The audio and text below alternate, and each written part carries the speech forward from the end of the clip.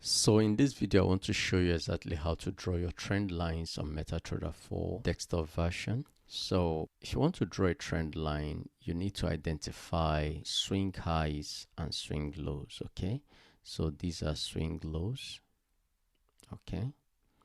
And these are swing highs. I will draw both a rising trend line and a falling trend line.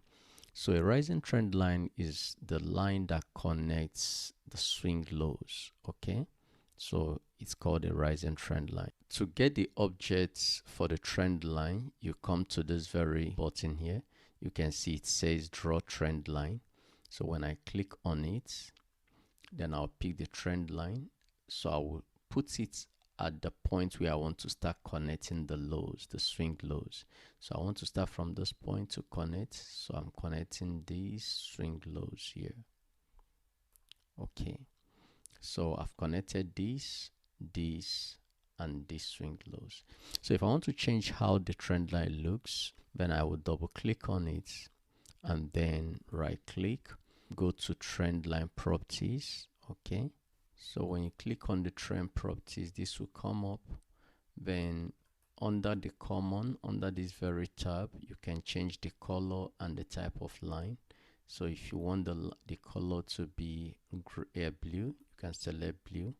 Then if you want the line to be thick, you can select thick. Then when you click OK, you see the line is changed. Okay, that is how you draw your rising trend line. So what of a falling trend line? To draw a falling trend line, you connect the swing highs. Okay, so I can pick the trend line again, then come to this point and connect the swing highs. Okay, so I've connected the swing highs here. All right, so that is exactly how you draw your rising trend line and your falling trend line.